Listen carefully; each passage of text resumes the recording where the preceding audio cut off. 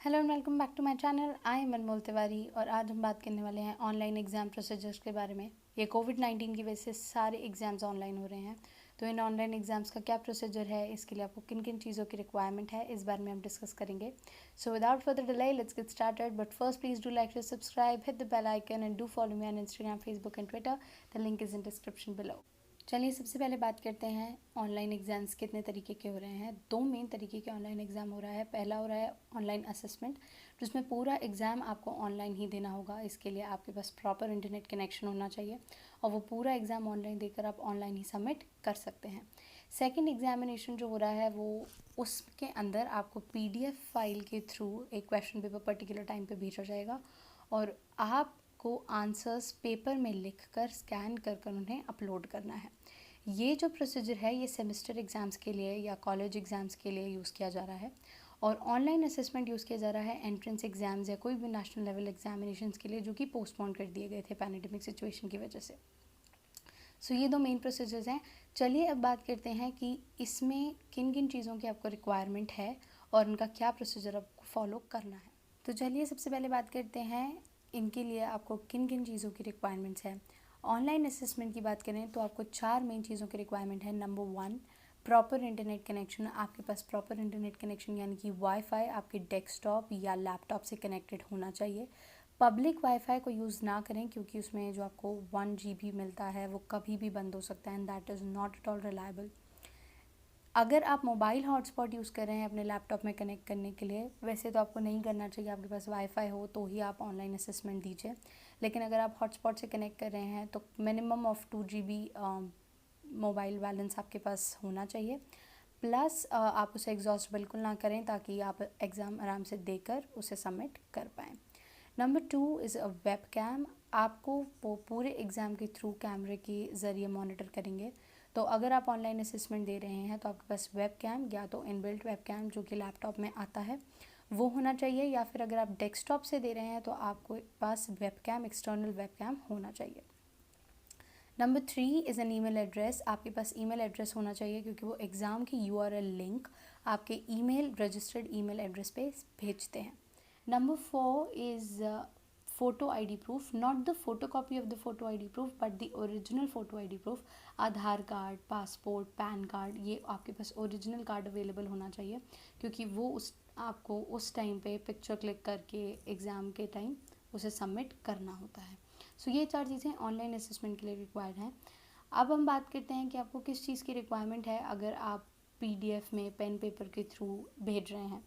तो सबसे पहली चीज़ जो आपको रिक्वायरमेंट है वो है email address as usual. Number 2 is proper internet connection. Number 3 is आपके पास स्कैनर होना चाहिए। अगर आपके पास प्रिंटर है, घर में स्कैनर है तो आप उससे दे ही सकते हैं। अगर आपके पास स्कैनर नहीं है तो आपके पास स्कैन करने वाला ऐप होना चाहिए।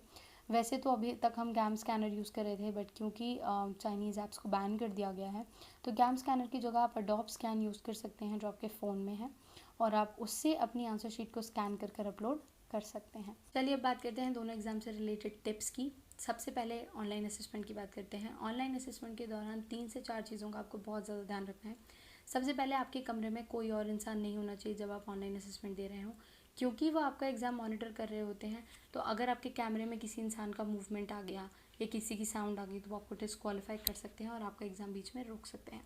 नंबर 2, हमेशा लाइट के अपोजिट डायरेक्शन में बैठिए। लाइट आपके पीछे से नहीं आनी चाहिए क्योंकि अगर पीछे से लाइट आएगी तो आपके फेस पे अंधेरा आएगा और वो फिर आपका असेसमेंट को बीच में रोक देंगे और बोलेंगे कि पहले आप अपनी विजिबिलिटी ठीक कीजिए।